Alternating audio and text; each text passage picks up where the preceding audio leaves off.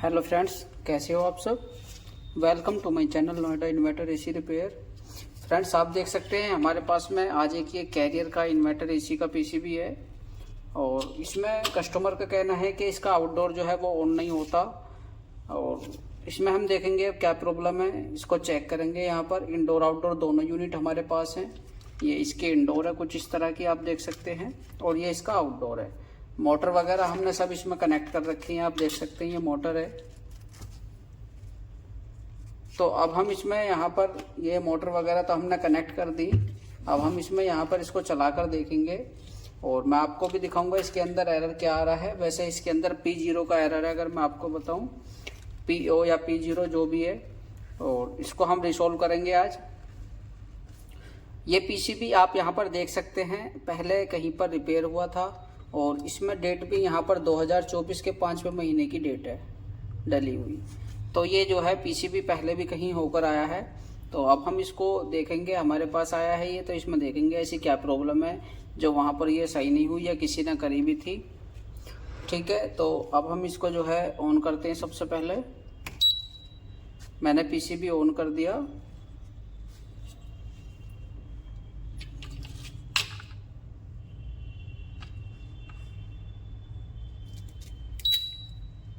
आप देख सकते हैं इसके अंदर ये डिस्प्ले आ गई है और इसके जो है ये आउटडोर की और इंडोर की दोनों मोटर चल भी गई हैं। आप ये देख सकते हैं यहाँ पर, और ये इसकी आउटडोर की मोटर है।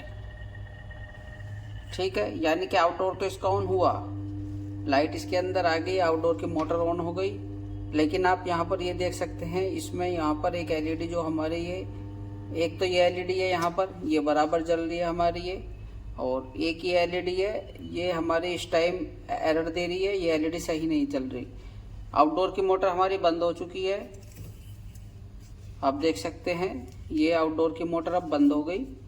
और इसके अंदर ये एरर जो है वो, इसको हम देखेंगे। ये यहाँ पर वैसे तो इसको हम कहेंगे कि वन टाइम बिलिंग कर रहा है ये। तो इसका अगर हम एरर कोड में इसको देखेंगे तो इसका एरर कोड भी इसी के अंदर है। यहाँ पर इसके पीछे ये चिट लगी हुई है एरर कोड की। तो यहाँ पर वन टाइम बिलिंग के यहाँ पर 1 2 3 एरर है यहाँ पर। और इसमें यहाँ पर वन टाइम फ्लैश का मतलब है IPM मोल फंक्शन और IGBT over strong current protection. Outdoor में यहाँ पर वन टाइम में एक बार इसको अगर ये ऑन रहता है तो ओवरलोड करंट प्रोटेक्शन का है, और अगर ये फ्लैश करती है, वन टाइम फ्लैश कर रही है, तो P0 का एरर है यहाँ पर IPM मोल फंक्शन और IGBT over strong current protection. अब ये अटेम्प्ट कर रही है बार बार, यहाँ पर ये स्टार्ट होने की कोशिश भी कर रही है। तो इसको हम यहाँ पर देखेंगे इसके अंदर ऐसी क्या प्रॉब्लम है। तो इसके अंदर जो है हम डिस्प्ले पर थोड़ा वेट कर लेंगे, इसमें क्या एरर आएगा। तो वैसे तो मैंने इसका देख लिया, इसमें P0 का एरर था, लेकिन मैं आपको भी दिखाना चाहता हूँ कि इस डिस्प्ले पर यहाँ पर किस तरह का एरर आता है। अब ये बार बार जो है देखो, ये हमारी आउटडोर की मोटर फिर से ऑन हो गई। ये बार बार इसको ऑन करने की कोशिश कर रहा है, लेकिन ये हमारा कंप्रेसर नहीं चल रहा, हमारा मोटर तो हमारी चल रही है। आप देख सकते हैं यहाँ पर P0 का एरर इस डिस्प्ले के अंदर आ गया है और यहाँ पर ये एलईडी हमारी फ्लैश करने लग गई है। ये देखो, ये वन टाइम हमारी फ्लैश कर रही है एलईडी इंडोर की। ठीक है, और ये हमारी जो है ये कंटिन्यू बिलिंग कर रही है एक तरह से। ठीक है, ये P0 का एरर इसने इसमें शो कर दिया डिस्प्ले में, तो इससे हमें आसानी हो जाएगी। अब P0 का एरर इसमें देखा था हमने, ये दिखा रहा था IGBT मॉड्यूल और ओवर करंट प्रोटेक्शन का कुछ इस तरह का एरर दे रहा था। अब हम इसके अंदर जो है वो चेक कर लेते हैं वोल्टेज वगैरह। इसके अंदर कुछ IC वगैरह हैं। अब चूंकि ये पहले भी कहीं पर रिपेयर हुआ था, तो अब हमें इसको थोड़ा और अच्छे तरीके से चेक करना होगा।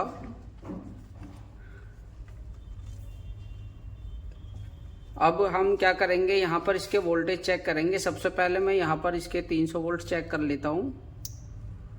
ये हमारे 309 वोल्ट इसके अंदर आ रहे हैं। अब दोबारा हमने क्या करना है, इसकी ये IC है और एक ये IC है, हमें इसके वोल्टेज यहाँ पर चेक करने हैं। तो मैं इसके वोल्टेज यहाँ पर चेक कर लेता हूँ। यहाँ पर हमारे 1.6 वोल्ट के आसपास होने चाहिए, ये ठीक है। यहाँ पर भी हमारे 1.6 वोल्ट के आसपास होने चाहिए, ये भी ठीक है। और यहाँ पर भी हमारे 1.3 वोल्ट के आसपास है, ठीक है ये भी। और यहाँ हमारे 300 कुछ मिली वोल्ट होने चाहिए, 352 मिली वोल्ट हमारे आ रहे हैं, ये ठीक है हमारे। ये आईसी जो है हमारी LM324 आईसी है और ये हमारी 4 चैनल की ऑपरेशन एम्पलीफायर आईसी है। तो इसके चारों चैनलों पर मैंने आपको वोल्टेज बता दिए, ये आपको याद रखने हैं। ये वोल्टेज इसके बिल्कुल राइट है, ठीक है। अब दोबारा हम जो है देखेंगे, एक आईसी और हमारी यहाँ पर लगी हुई है और ये आईसी हमारी LM2903 है। और अगर मैं आपको इसको थोड़ा जूम करके दिखाऊं यहाँ पर, अब आप इसको देखना आईसी को, ये आईसी है हमारी यहाँ पर, ठीक है। अब हम इस आईसी के वोल्टेज चेक करेंगे। तो ये एक प्रोब मैंने यहाँ पर ग्राउंड पर लगा दी और दूसरी जो ये प्रोब है हमारी, मैं इस LM2903 के यहाँ पर 1 नंबर पिन पर लगा कर देखता हूँ। ये हमारी कंपैरेटर आईसी है, तो हमें यहाँ पर 3 वोल्ट मिल रहे हैं लगभग। तो ये वोल्टेज यहाँ पर, अब ये कंपैरेटर आईसी है क्योंकि, तो ये डिजिटल आउटपुट करती है। अब यहाँ पर या तो 0 होना चाहिए या यहाँ पर हमारे 3.3 वोल्ट होने चाहिए, हाई होगा या लो होगा, क्योंकि ये हमारी डिजिटल आउटपुट है। तो अब हम यहाँ पर ये देखेंगे कि यहाँ पर होना क्या चाहिए। इन वोल्टेजों पर मुझे कुछ शक लग रहा है, ये वोल्टेज तो दे रही है, यानी कि आईसी तो ठीक है मेरे हिसाब से, क्योंकि या तो यहाँ पर ग्राउंड होता या यहाँ पर हमारा हाई होता। तो ये हाई दे रही है अभी यहाँ पर, लेकिन ये हाई हमारे ये यहाँ पर IGBT का जो प्रोटेक्शन है हमारा, उसके लिए है। तो यहाँ पर तो ये वोल्टेज नहीं होने चाहिए। हम क्या करेंगे, हम यहाँ पर इन रजिस्टरों की कैलकुलेशन देखेंगे और इसमें हमारे पास इसका डायग्राम भी अवेलेबल है, इसकी सेंसर वैल्यू भी अवेलेबल है। लेकिन मैं आपको यहाँ पर इसकी कुछ कैलकुलेशन के हिसाब से आपको बताऊंगा कि किस तरह से आप इसकी कैलकुलेशन निकाल सकते हैं, कहाँ पर क्या होना चाहिए। अब यहाँ पर आप ये देख सकते हैं, अगर आप देख पा रहे होंगे तो यहाँ पर जो ये रिपेयर हुआ है पहले PCB हमारा, तो यहाँ पर कोई रजिस्टर ये चेंज भी हुई है। एक रजिस्टर यहाँ पर कुछ नई टाइप की है, एक कुछ पुराने टाइप की है, ठीक है। तो यहाँ पर हम जो है इसकी कैलकुलेशन निकालेंगे और यहाँ पर देखेंगे कि कितने वोल्टेज हमारे होने चाहिए।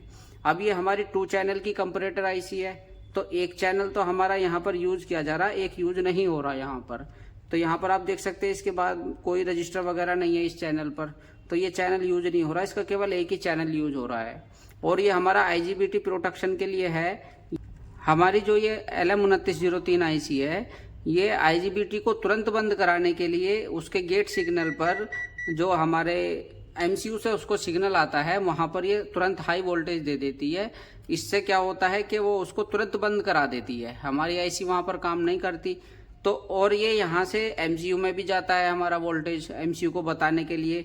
अगर इस पिन पर यहाँ पर हमारे ग्राउंड है या कुछ मिली वोल्ट के अंदर है, तो जब तो ठीक है, इसकी कंडीशन ठीक होनी चाहिए। अगर यहाँ पर हाई होगा तो हाई के कंडीशन में ये एरर देगा हमें यहाँ पर, तो ये हाई यहाँ पर नहीं होना चाहिए। इसकी कैलकुलेशन एक बार मैं आपको निकाल के बताता हूँ कि किस तरह से ये हमारी काम करती है और यहाँ पर क्या रजिस्टर होनी चाहिए। अगर मैं यहाँ पर रजिस्टरों की बात करूँ, तो अगर मैं यहाँ पर ये रजिस्टर, एक बार इसको मैं बंद कर लेता हूँ। सबसे पहले हम इसको डिस्चार्ज करेंगे कैपेसिटरों को।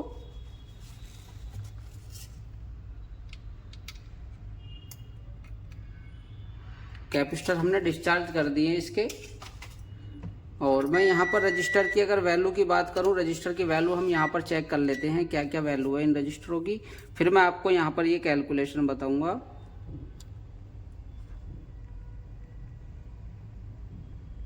यहाँ पर आप देख सकते हैं 863 ओम की ये रजिस्टर दिखा रहा है और यहाँ पर ये 859 ओम की रजिस्टर दिखा रहा है। यहाँ पर ये 1.5 के की है।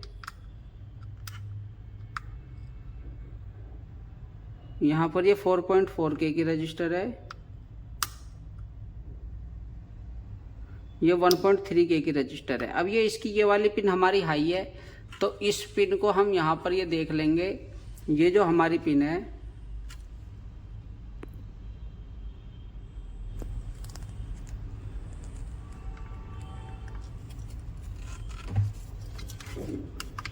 आप यहाँ पर ये देख सकते हैं, अगर मैं आपको दिखाऊं, देखो मैं आपको यहाँ पर ये दिखाना चाहता हूँ, ये जो रजिस्टर हमारी लग रही है, ये रजिस्टर हमारी, एक ये रजिस्टर है और ये यहाँ पर एक डिवाइडर का काम कर रही है। एक रजिस्टर जो है हमारी, इसमें यहाँ पर हम पहले ये देख लेते हैं कि इसका जो हमारा डिवाइडर है वो कौन सी पिन पर जा रहा है। तो हम इसको बीप मोड पर कर लेंगे और इसकी पिन पर चेक करेंगे। तो ये हमारे इस आईसी के, ये जो 2903 आईसी है, ये जो हमारा डिवाइडर पॉइंट है, ये जा रहा है इसकी नॉन इन्वर्टिंग पिन पर, यानी पॉजिटिव पिन पर जा रहा है ये वाला डिवाइडर हमारा। और दूसरा जो डिवाइडर है हमारा वो यहाँ पर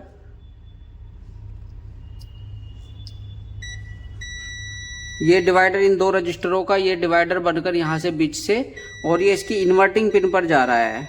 ठीक है, तो हम एक बार क्या करते हैं, इसके वोल्टेज भी यहाँ पर चेक कर लेते हैं आईसी के, कि इसकी इन्वर्टिंग और नॉन इन्वर्टिंग पिन पर कितने वोल्टेज यहाँ पर आ रहे हैं।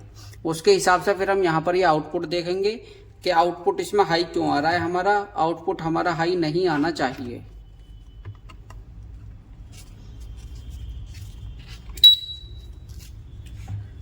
अब आप यहाँ पर ये देखें, मैं इसके वोल्टेज यहाँ पर थोड़ा चेक करता हूँ।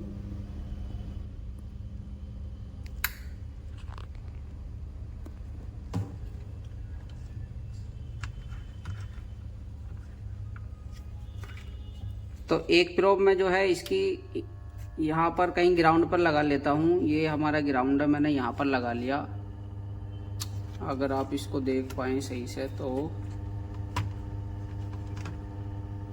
अब आप देखना इसको, एक प्रोब में यहाँ पर ये ग्राउंड पर लगा लेता हूँ और दूसरा ये जो हमारी आईसी है, इस आईसी के हम एक इन्वर्टिंग पर और नॉन इन्वर्टिंग पर यहाँ पर वोल्टेज चेक करेंगे।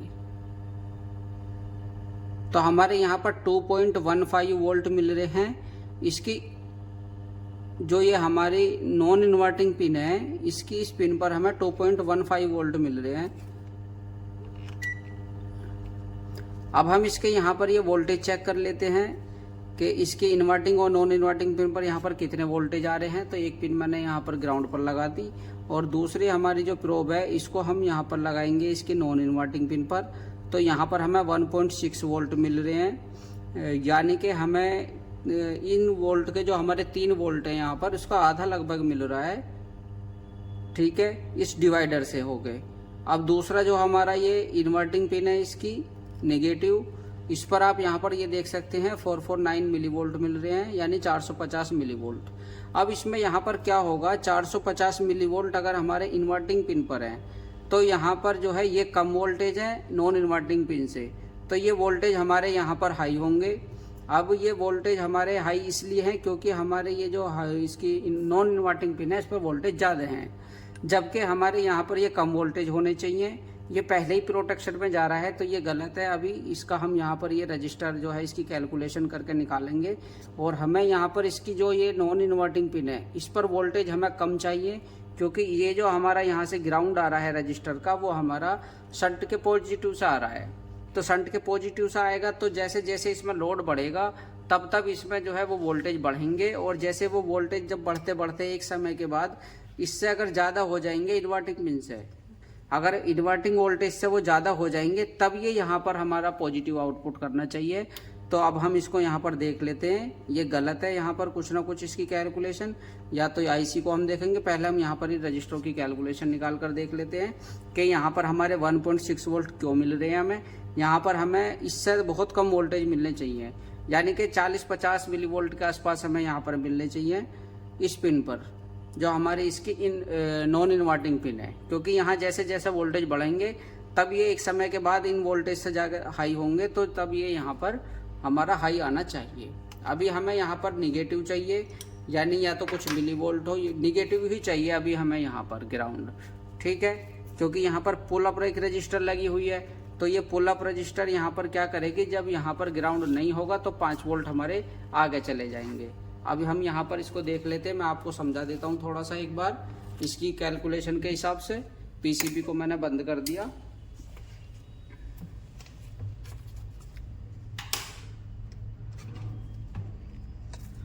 देखो ये एक हमारी आईसी है LM2903, इसको थोड़ा ध्यान से देखना, आपको समझ में आ जाएगा। अब यहाँ पर हमारा एक इसमें चैनल बना हुआ है, ये हमारी कंपैरेटर आईसी है। इस तरह से इसके अंदर एक हमारा कंपैरेटर है बना हुआ। अब ये इसकी जो है ये इन्वर्टिंग पिन है और ये इसकी नॉन इन्वर्टिंग पिन है, ठीक है। अब इसकी एक सबसे बड़ी पहचान मैं आपको ये बता देता हूँ कि यहाँ पर जो हमारी आउटपुट होगी, आउटपुट के बगल वाली जो पिन होगी वो हमेशा हमारी इन्वर्टिंग पिन होगी। ये आपको याद रख लेना है, ये आपको आज समझने में बहुत आसानी होगी। इसके आउटपुट वाली जो भी पिन होगी इसके बराबर में जो ये पिन होगी हमारी इन्वर्टिंग पिन होगी, ठीक है। अब हम यहाँ पर ये देख लेते हैं, इसमें कंपैरेटर आईसी में हमारा यहाँ पर एक रजिस्टर पुल अप लगी हुई है यहाँ से यहाँ पर, ठीक है। अब ये यहाँ पर क्या होगा, जब इस पिन पर हमारे वोल्टेज यहाँ पर ज़्यादा होंगे निगेटिव पर, तो ये यहाँ से निगेटिव आउटपुट कर देगा। जब पॉजिटिव पर होंगे तो ये कुछ भी आउटपुट नहीं करेगा। उस समय यहाँ पर ये 3.3 वोल्ट पुल अप होकर हमें इसके आउटपुट पर देखने के लिए मिलेंगे।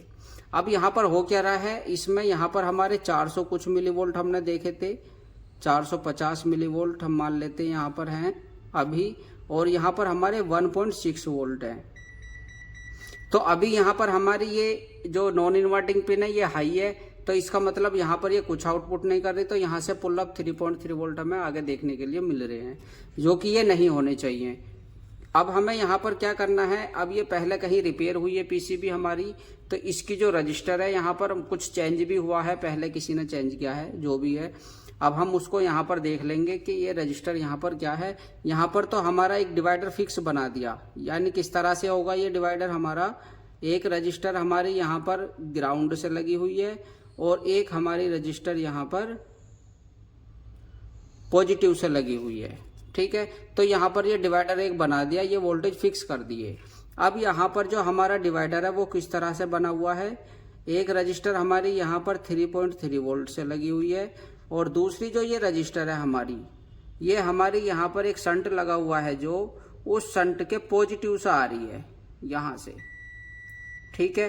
तो इस पर जैसे जैसे लोड बढ़ेगा यहाँ पर, तो यहाँ पर ये वोल्टेज हाई होते चले जाएंगे और यहाँ पर ये जो है हमें एक समय पर आकर जब ये ओवरलोड हो जाएगा, जब यहाँ पर ज़्यादा वोल्टेज आ जाएंगे तब ये एरर देना चाहिए। लेकिन अब ये अभी पहले ही प्रोटेक्शन में पड़ा हुआ है, तो इसमें हम ये देखेंगे कि यहाँ पर जो ये रजिस्टर लगी हुई है हमारी, ये रजिस्टरों का मान यहाँ पर सही नहीं है।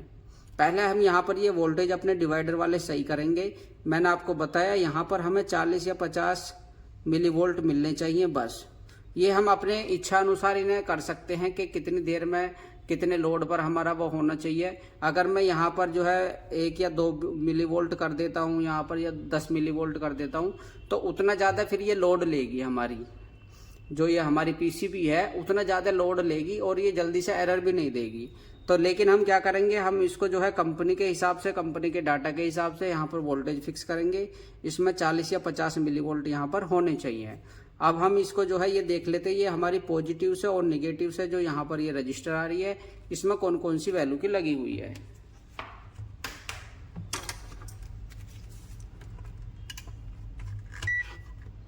अब आप यहाँ पर ये देखें,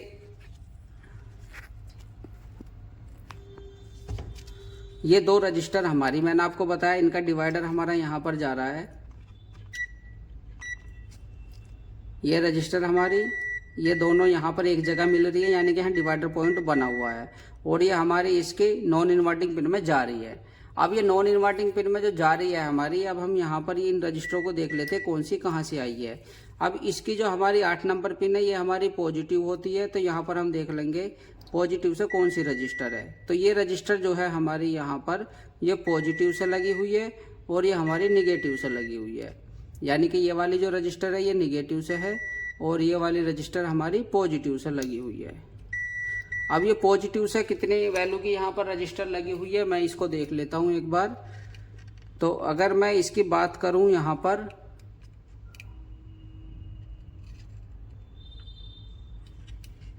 तो यहाँ पर ये रजिस्टर हमारी एक लगी हुई है यहाँ पर 1.6 के की, और दूसरी भी हमारी 1.6 के की रजिस्टर यहाँ पर लगी हुई है। तो यानी कि यहाँ पर जो है ये रजिस्टर या तो ख़राब हो गई हो या कुछ हो गया हो, यहाँ पर ये दोनों रजिस्टर सेम वैल्यू की लगी हुई हैं।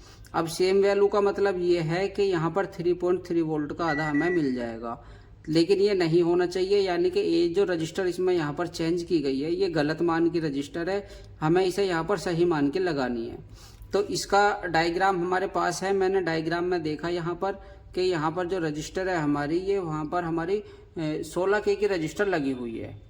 यहाँ पर किसी ने क्या किया, ये सेम रजिस्टर यहाँ पर लगी हुई है, जैसे यहाँ पर 1.6K की है, यहाँ पर ज़्यादातर जो रजिस्टर है 1.6K की लगी हुई है, तो किसी ने क्या किया, उसे निकाल कर 1.6K की ही रजिस्टर यहाँ पर लगा दी, जिसकी वजह से ये हमारा एरर में पड़ा हुआ है पीसीबी। तो अब हम यहाँ पर जो है इस रजिस्टर को निकालेंगे और यहाँ पर 16K की एक रजिस्टर लगाएंगे।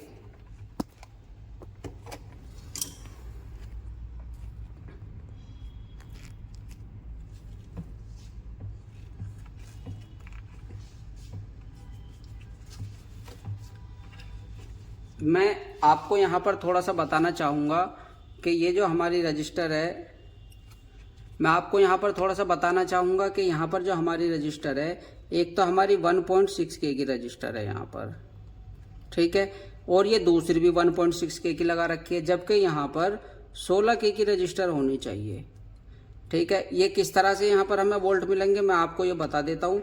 इसका जो फार्मूला है हमारा, यहाँ पर डिवाइडर का जो फार्मूला है, तो ये है हमारा R2 divided by R1 plus R2 multiply by Vin, ये हमारा इसका फार्मूला है।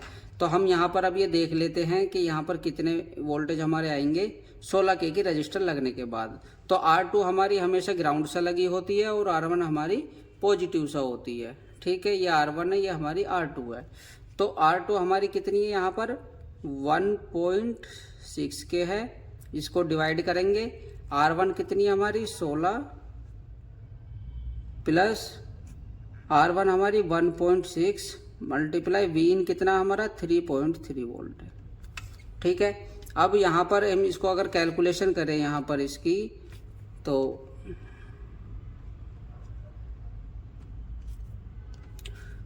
यहाँ पर जो हमारा आंसर आएगा वो 1.6 डिवाइडेड बाई 17.6 मल्टीप्लाई 3.3। तो इसको जो है हम यहाँ पर अब इसका अगर हम आंसर देखें तो इसका जो आंसर है मैं आपको दिखा देता हूँ यहाँ पर कितना आंसर होना चाहिए। ये हमारा यहाँ पर कैलकुलेटर है, ठीक है। इसको हम यहाँ पर डिवाइड कर लेते हैं एक बार। 1.6 डिवाइडेड बाई 17.6, इसको अब हम मल्टीप्लाई करेंगे 3.3 से। तो यहाँ पर जो हमारा आंसर आया वो आया हमारा 0.29 वोल्ट, यानी कि हमारे यहाँ पर ये हम इसको कह सकते हैं ये 30 मिली वोल्ट के आसपास हमारे यहाँ पर वोल्टेज होने चाहिए। अब ये जब यहाँ पर 30 मिली वोल्ट होंगे, जब हमारे यहाँ पर ये 30 मिली वोल्ट होंगे, इस जगह पर 30, 40, 30 मिली वोल्ट अगर होंगे तो यहाँ पर क्या होगा, किस तरह से ये काम होता है, देखो मैं आपको बता देता हूँ। इसमें यहाँ पर किस तरह से काम होगा वो देख लो आप। जब यहाँ पर हमारे अभी मान के चलो 30 मिली वोल्ट के आसपास यहाँ पर हमारे वोल्टेज है, यहाँ पर 30 मिली वोल्ट है। अब क्या होगा, ये जो रजिस्टर है हमारी ये आ रही है हमारे शंट के पॉजिटिव से। अगर ये शंट है हमारी तो इसका ये पॉजिटिव है शंट का, ठीक है। आगे है तो ये ग्राउंड है हमारा, लेकिन ये शंट का पॉजिटिव है। अब यहाँ पर क्या होगा, जैसे जैसे यहाँ पर हमारा लोड बढ़ेगा, इस पूरी पीसीबी के अंदर जो भी लोड बढ़ेगा तो इसका जो हमारा वोल्टेज ड्रॉप आएगा वो यहाँ पर आएगा। अब यहाँ से जैसे जैसे इसमें ये वोल्टेज हमारे बढ़ेंगे यहाँ पर, तो ये वोल्टेज इसमें ऐड होते चले जाएंगे हमारे। तो एक समय पर आकर ये जो 450 मिली वोल्ट है हमारे, जब ये इनसे ज़्यादा हो जाएंगे ये वोल्टेज, तब ये एरर की कंडीशन में आएगा। यानी कि हम ये कह सकते हैं कि अगर ये 8, 9, 10 एम्पियर तक जाएगा, 8, 9 या 10 एम्पियर तक जाएगा, तब जाकर हमारे ये वोल्टेज यहाँ पर इसमें पुल अप होने चाहिए, तभी एरर देना चाहिए, ठीक है। तो अब हम यहाँ पर जो है ये जो हमारी R1 रजिस्टर है 16K की, यहाँ पर इसको चेंज करेंगे। हम यहाँ पर 16K की रजिस्टर लगाएंगे जो कि यहाँ पर अभी 1.6K की लगी हुई है, ठीक है। उसके बाद में हम फिर वोल्टेज देखेंगे और पीसीबी को भी देखेंगे।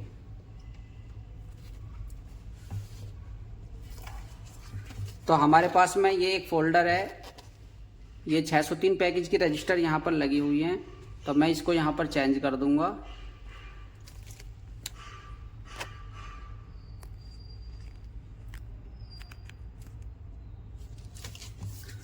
तो हम यहाँ पर ये देख लेते हैं एक 16K की रजिस्टर, ये 16K हमारा 16K की रजिस्टर हम यहाँ पर लगाएंगे एक।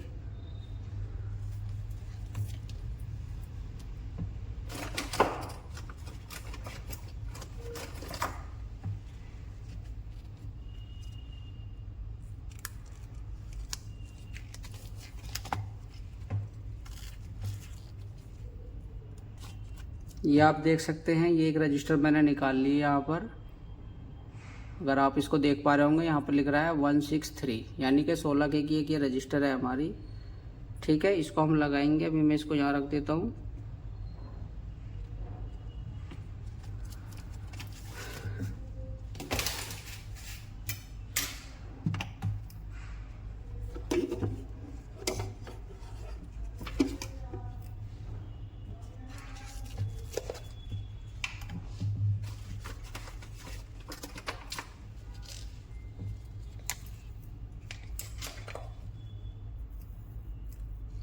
थोड़ा सा पेस्ट लगाएंगे यहाँ पर।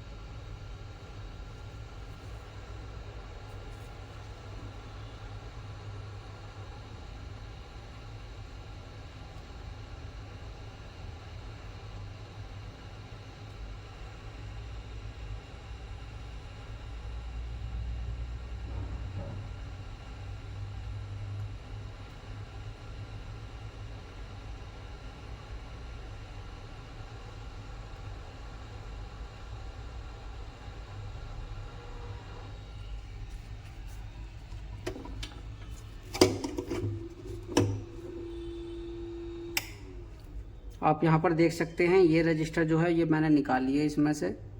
यहाँ पर ये किसी ने जो है ये 1.6K की ही रजिस्टर ये लगा दी, यानी कि उसके आसपास भी जो है वो 1.6K की रजिस्टर है, तो उसी को देख करके यहाँ पर यही लग रही होंगी तो लगा दी। ठीक है, अब क्योंकि जो है हम पे कैलकुलेशन भी आनी चाहिए, ये बहुत ज़रूरी है पीसीबी में काम करने के लिए, या हमारे पास डायग्राम वगैरह होने चाहिए, कैलकुलेशन आनी चाहिए हमारे पास हम पे। ठीक है, तो अब हम यहाँ पर क्या करेंगे, इसको थोड़ा सा साफ कर लेंगे पहले।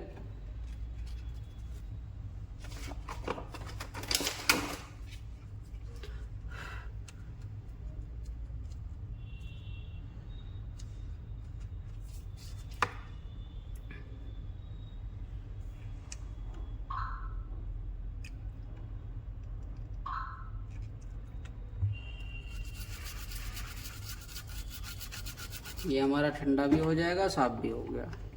ठीक है, अब इसको हम ऑन करके देखेंगे और यहाँ पर एरर देखेंगे क्या है क्या नहीं है।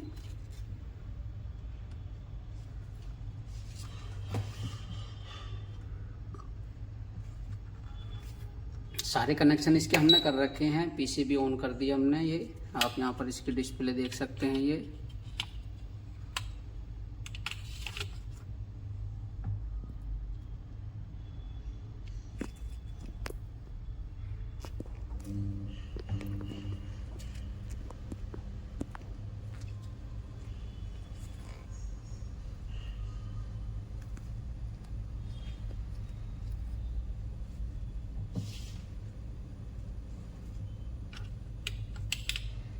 यहाँ पर इसकी डिस्प्ले मैंने रख दी है। ठीक है, अब ये जब तक हमारा ऑन होता है, मैं आपको थोड़ी सी एक चीज़ और इसमें दिखा देता हूँ। ये जो पीसीबी है, इसका जो है हमारे पास में डायग्राम अवेलेबल है हमारी एप्लीकेशन के अंदर। और अगर मैं आपको दिखाऊं, यहाँ पर ये हमारी एप्लीकेशन है पीसीबी टेक के नाम से। और जैसे ही आप यहाँ पर ये इस पर डायग्राम पे सर्च करेंगे तो इसका जो बोर्ड का नंबर है, ये बोर्ड का नंबर है यहाँ पर लिखा हुआ WGP0D18004V1.3। ठीक है, हम ये नंबर यहाँ पर सर्च करेंगे इसमें। WGP। अब आप यहाँ पर ये देख सकते हैं, ये दो हमारे इसके अंदर आ गए, एक इसकी सेंसर वैल्यू है, एक इसका डायग्राम है। ठीक है, मैं आपको यहाँ पर दिखा देता हूँ हमारे ये जो सेंसर वैल्यू है किस तरह के होते हैं। आप ये यहाँ पर देख सकते हैं, ये इसकी सेंसर वैल्यू है। सेंसर वैल्यू है, इस सेंसर का कोड है, सेंसर के यहाँ पर जो है नाम है, ये कोई वैल्यू है। आप यहाँ पर ये देख सकते हैं, यहाँ पर ये सेंसर, ये कोड, ये इसकी वैल्यू हो गई, और ये हमारी जो बाइसिंग रजिस्टर लगी होती है पुल अप या पुल डाउन, उसकी वैल्यू हो गई यहाँ पर। तो आप यहाँ पर ये देख सकते हैं, डिस्चार्ज है, कंडेंसर है, एम्बियंट है, तीनों सेंसरों के नाम है। इसका कोड है यहाँ पर किस पर क्या लिख रहा है। जैसे आप यहाँ पर ये देख सकते हैं TP T1, ये सब इसमें यहाँ पर ये लिखा हुआ है, आप ये देख सकते हैं यहाँ पर। तो इस तरह का कोड हमने इसमें यहाँ पर लिखा हुआ है। इसके बाद में सेंसर की वैल्यू है, कितने किलो ओम का हमारा सेंसर है, और फिर इसके बाद में रजिस्टर जो बाइसिंग हमारी लगी होती है पुल अप या पुल डाउन, ठीक है, वो इसमें लगी हुई है। आप यहाँ पर ये देख सकते हैं, ये रजिस्टर ये लगी हुई है यहाँ पर, इन्हें हम बाइसिंग रजिस्टर बोलते हैं, ये जो रजिस्टर है लगी हुई यहाँ पर। ठीक है, तो इस तरह के हमारे एप्लीकेशन के अंदर ये सब चीज़ें हैं, और ये एप्लीकेशन हम अपने स्टूडेंटों को देते हैं, ऑनलाइन कोर्स वालों को भी और ऑफलाइन कोर्स वालों को भी। ठीक है, इससे आपको आसानी हो जाती है काम करने में डायग्राम की मदद से। अब किसी वजह से सेंसर की वैल्यू का पता नहीं, कोई बोर्ड आ जाता है आपके पास में, सेंसर नहीं है, तो आपको कितने वैल्यू का रजिस्टर लगाकर उसको चेक करना है, तो इससे आसानी हो जाएगी आपको काम करने में।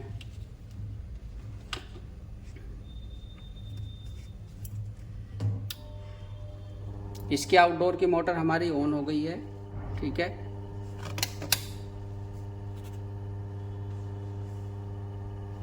आप देख सकते हैं, ये इसकी आउटडोर की मोटर है, ये ऑन हो गई है। कंप्रेसर की आवाज़ आप सुन सकते हैं यहाँ पर।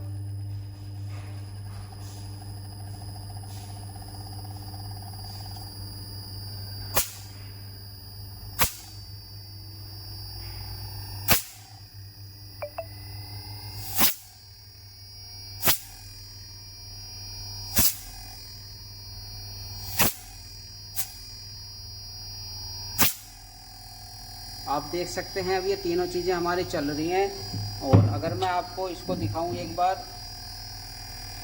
तो आप यहाँ पर ये देख सकते हैं, ये हमारी इंडोर की मोटर, ये इसकी डिस्प्ले, ठीक है, और ये PCB हमारी, ये हमारा कंप्रेसर इसका।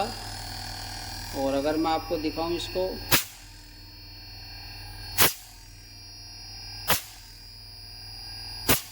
ये हमारी आउटडोर की मोटर है, यानी कि सारी चीज़ें इसके अंदर ये चल रही हैं। अब ओके है बिल्कुल कंडीशन इसकी। यहाँ पर आप इसके एम्पियर देख सकते हैं। अगर मैं इस पर यहाँ पर प्रेशर देता हूँ, तो यहाँ पर जो है ये एम्पियर इसके बढ़ते जा रहे हैं।